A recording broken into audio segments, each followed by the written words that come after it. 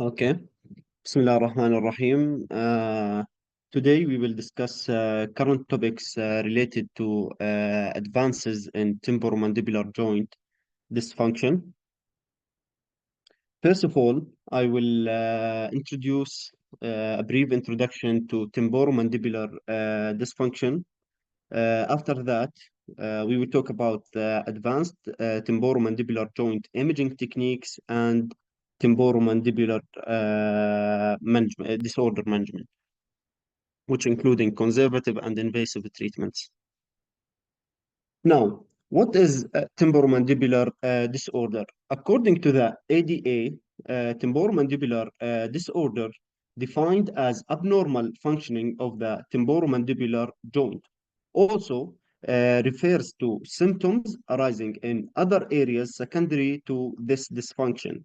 On the other hand, others define TMD as any disorder that affect or is affected by deformity, disease, misalignment, or dysfunction of the temporomandibular articulation complex.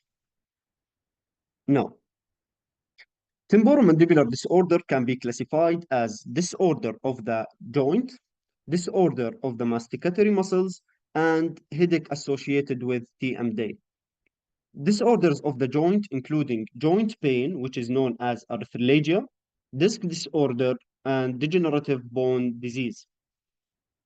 Disorders of the masticatory muscles, including either pain located in one area, also known as myalgia, or pain that spread beyond the point where it starts, or generalized pain, which is known as myofascial pain. And finally, headache associated with a TMD. Now, what are the signs and symptoms of temporomandibular disorders? Signs of and symptoms of temporomandibular disorders, including pain in the TMJ and muscles of mastication, limited movement, and deviation or locking of the jaw. Also, it includes joint noise with function, generalized myofascial pain, and ear pain and tinnitus. Tinnitus mean abnormal sounds, hearing abnormal sounds. Okay. Now, what are the epidemiology of temporomandibular disorder? OPRA study is a large multi-site prospective cohort study done in 2013 to estimate the incidence of temporomandibular disorder. They concluded that each year, 4% of TMD-free adults aged between 18 and 44 years develop the first onset of painful TMD. Also, they concluded that the incidence of TMD increases with age, and the peak incidence reported to be 4.5% within the age group of 35 to 44 years old patients. Now, in terms of prevalence of painful TMD, a large population-based study estimated that 36% of adults aged between 20 and 49 years have a painful TMD. So, in conclusion, the incidence of TMD have been reported to be 4% in 2013, and the prevalence of TMD have been reported to be 36%. So it's a common disease or a common type of chronic pain.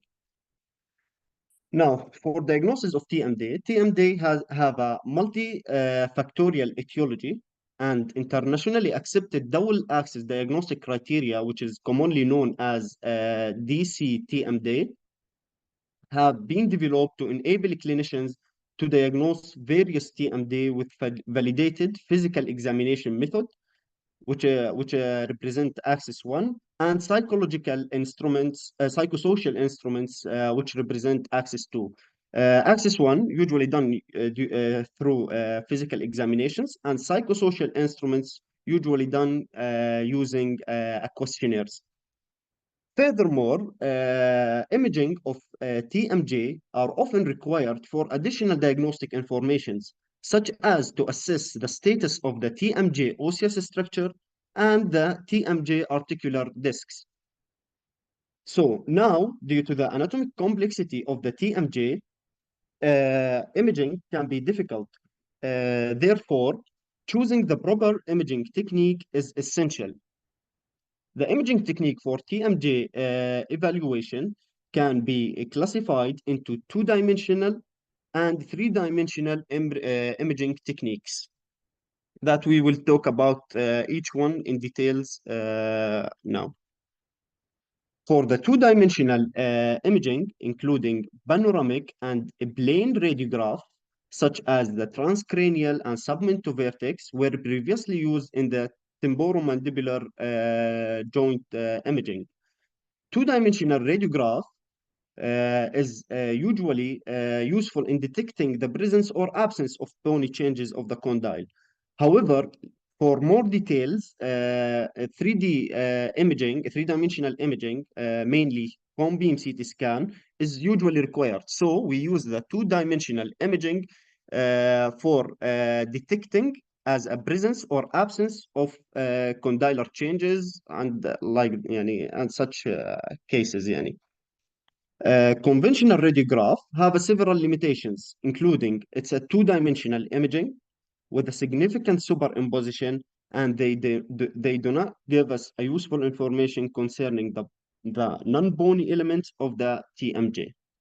Now, to overcome the limitations of the two-dimensional imaging technique, modern imaging modality such as cone beam CT scan, magnetic resonance imaging, and ultrasonography are used in TMJ examination.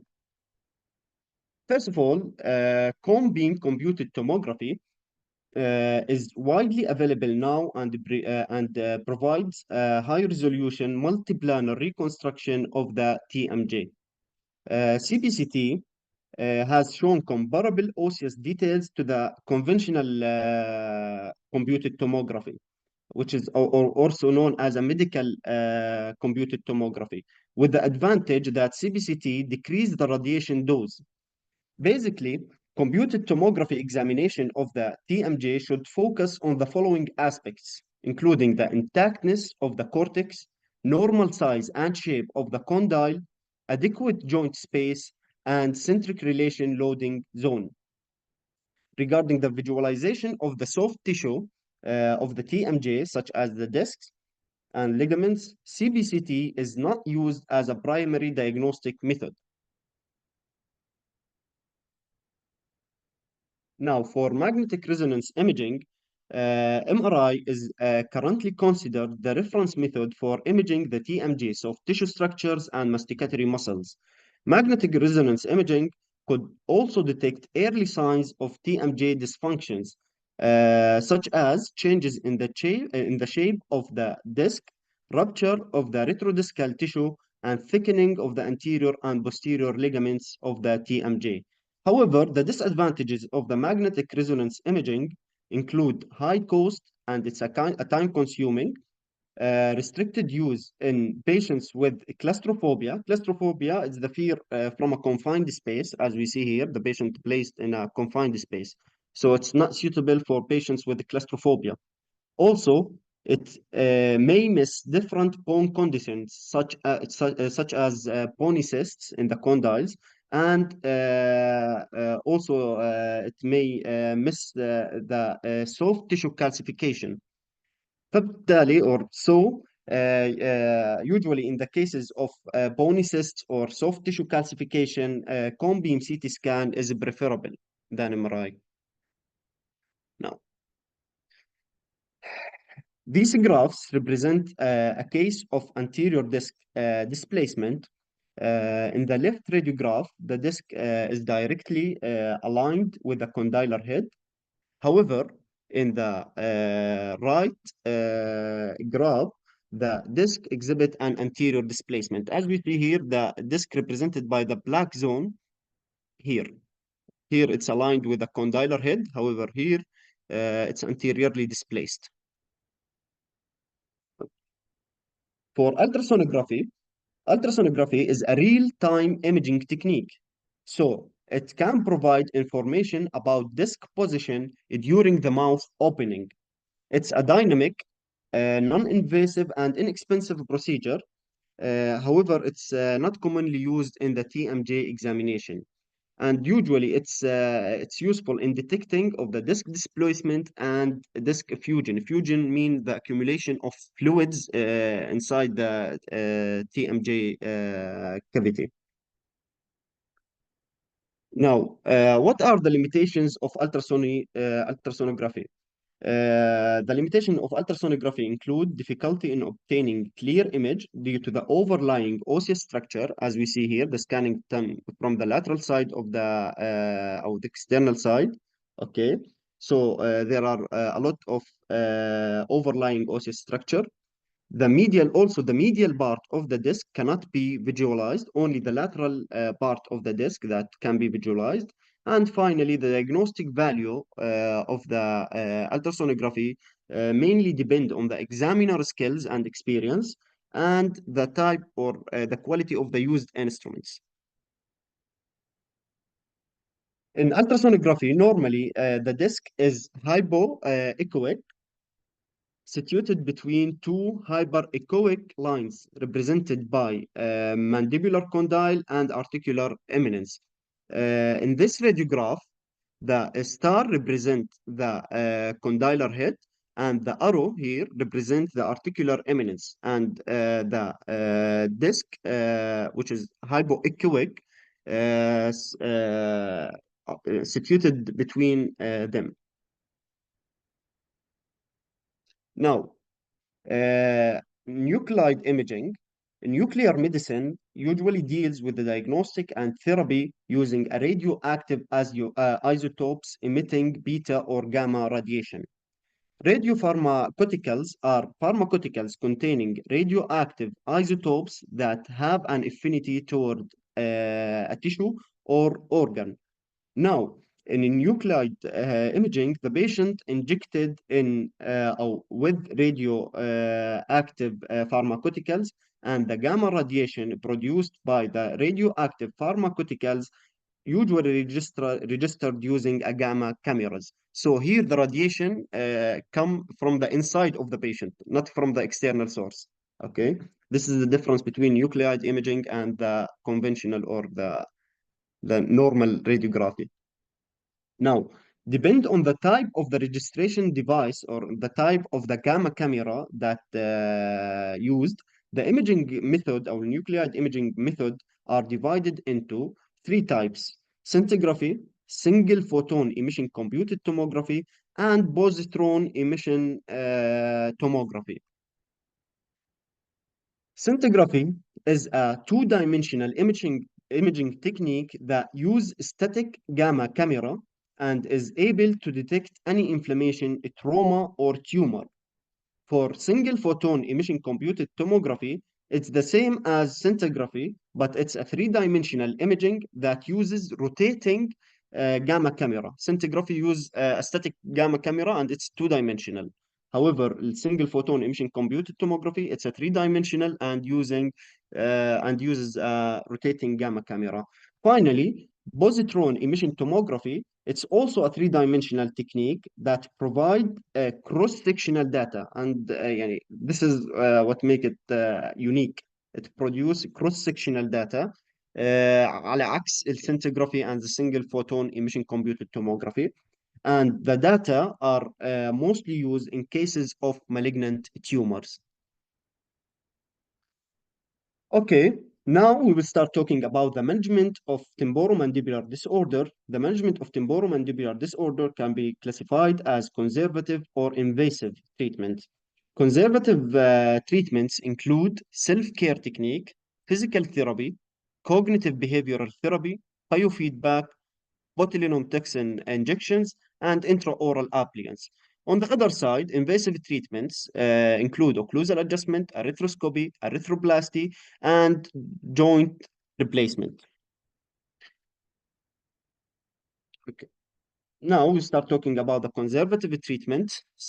We'll start talking about the self-care technique. Self-care usually indicated in patients with a new or intermediate clinical presentation, and it's considered as the mainstay of the TMD treatment. The Royal College of Surgeons details a specific suggestion for self-management of TMD, including soft diet, jaw rest during an acute exacerbation, reduced caffeine consumption, improved sleep hygiene, application of cold or warm bags for symptomatic relief of musculature, and lastly, diaphragmatic breathing exercises and meditations for overall relaxation.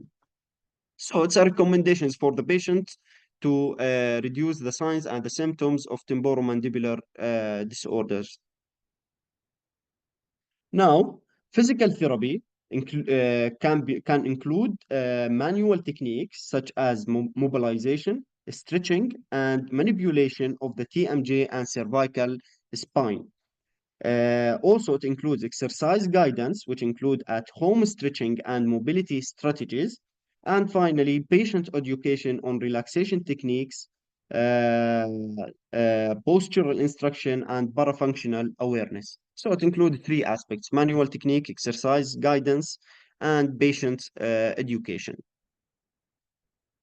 Now, for the cognitive behavior therapy, it's a psychological therapy that can help patients to manage their problems by changing the way they think and behave. It's mostly used to treat anxiety and depression, but can be useful for other mental and physical health problems, such as in the cases of chronic pain. And when we talk about chronic pain, we should mention temporomandibular disorder. So, cognitive behavior therapy could be used in order to treat the temporomandibular disorder.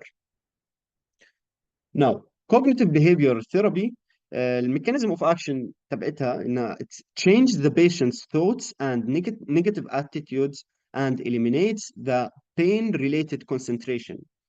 Patients with psychological symptoms, mainly anxiety and depression, have been found to obtain more improvement in TMD pain following cognitive behavior therapy compared to the patients without psychological symptoms. So the patients that have TMD pain with a psychological symptoms such as anxiety and depression have been found to gain more benefit from the cognitive behavioral therapy compared to those who do not have psychological symptoms such as anxiety and depression. In 2022, Pennington et al. Conducted a systematic review of randomized controlled trials to assess the effect of psychological therapies, including cognitive behavioral therapy, in people with a painful temporomandibular disorder regarding the pain intensity, pain disability, and psychological distress. Basically, they compared patients who received cognitive behavioral therapy to those who received alternative treatments and no treatments, as we see here. Alternative treatments include oral appliances, medications, and physiological or physiotherapy.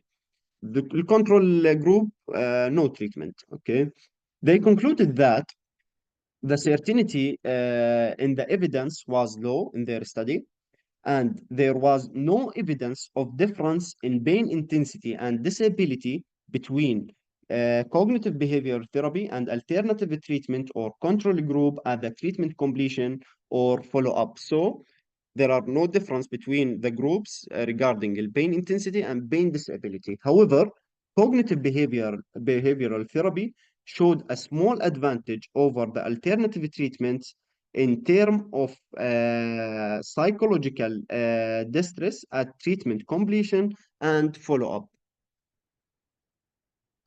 Now, biofeedback. Biofeedback it's the technique of providing biological information to the patient in a real time. Okay, to provide feedback from a muscles, electromyography biofeedback is used.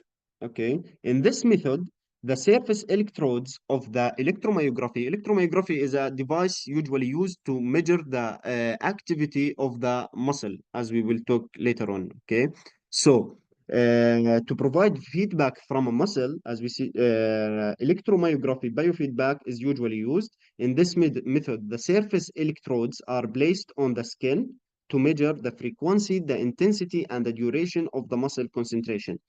This illustration, okay, this illustration represent the meaning of electromyography biofeedback, where the electrode of the electromyograph measures the muscle response or the electrical activity of the muscle. And if the activity of the muscle reach a certain threshold, the device will produce an audio or visual signals that will keep the patient altered in order to stop his habit.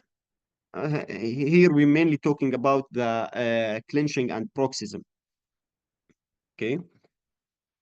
There are two biofeedback protocols in use, biofeedback training and contingent electrical simulation. In biofeedback training, the patient modify the muscle activity based on a constant feedback of a registered signals, as we said, either light or sound signals. However, in the contingent electrical simulation, the device emits a non-painful electrical pulses to the chosen muscle when the muscle activity exceeds the individually determined threshold. So, contingent electrical simulation use an non-painful electrical pulse. However, the biofeedback training usually use a signal such as a light or a sound. Okay. This is a electromyographic biofeedback training device serves as an example of how to prevent clenching and paroxysm and to relax the jaw during sleeping. This device usually emit a tone when the muscle activity increase, ماشي? And this will keep the patient altered in order to get rid of this habit. Now, for botulinum toxin, botulinum toxin is an exotoxin produced by the anaerobic bacterium Clostridium botulinum.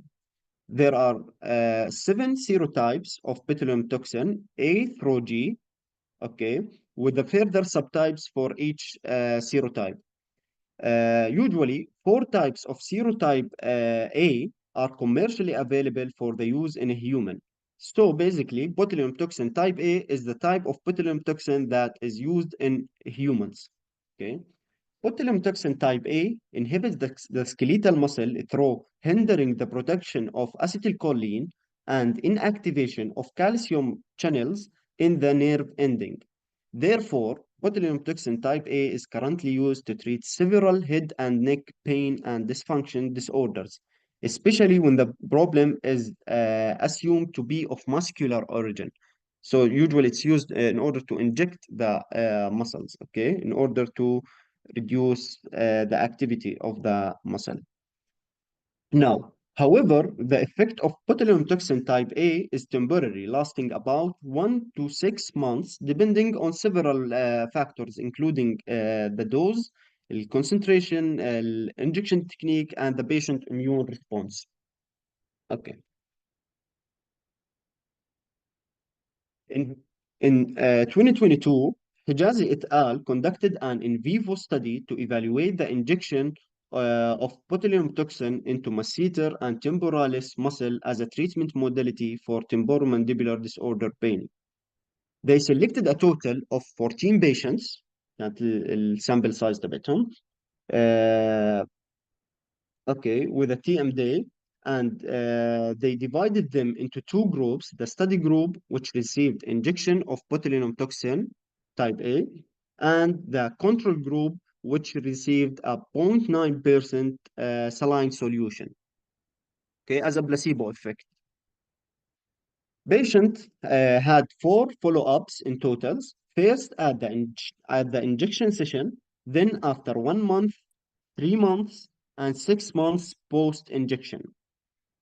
4 parameters were recorded at each follow-up visit, including pain, vertical mouth opening, tenderness to palpation, and masseter muscle activity using electromyography.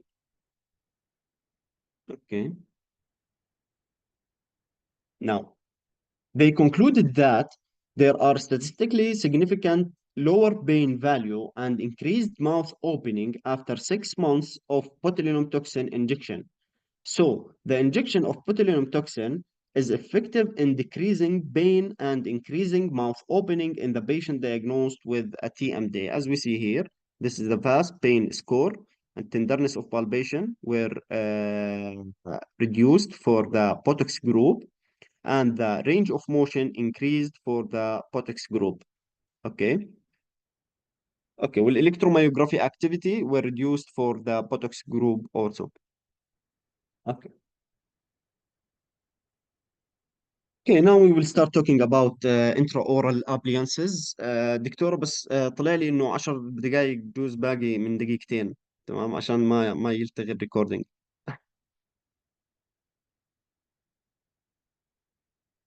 Okay. Now, for intraoral appliances, wearing an occlusal splints, either soft polyethylene or hard acrylic, over an upper or lower teeth is a widely recognized treatment for temporomandibular disorder. Dr. Abdullah, دكتورة. just a moment. Did you reach half of your presentation? مش سامع دكتورة. Is this half of your presentation? This is yes, Wait, yes, because yes. intraoral appliances is a very important Lengthy. issue. So Yes, why it's let's lengthy. take a rest and we can continue after. Yes, We yes, will yes. not be interrupted because better. it's a very huge application in our specialty. It's the intraoral appliances. Yes. Okay, so let us begin with that in our next section. Thank you very much. Let's Thank you. leave it here. Thank you very much.